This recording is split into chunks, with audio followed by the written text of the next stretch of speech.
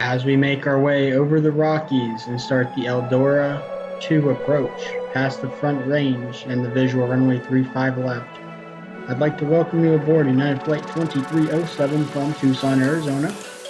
We are aboard November 841 Uniform Alpha, an 18-year-old Airbus A319 in seat 20 Alpha. Weather: Denver has winds 260 at 8, 10 nautical miles visibility, few clouds at 6,000 feet, few clouds at 18,000 feet. Outside air temperature is 0 degrees Celsius, which is 32 degrees Fahrenheit. And the dew point is minus 13 degrees Celsius, which is 8 degrees Fahrenheit. Anywho, enjoy this smooth approach and buttery landing on Denver's 35 left.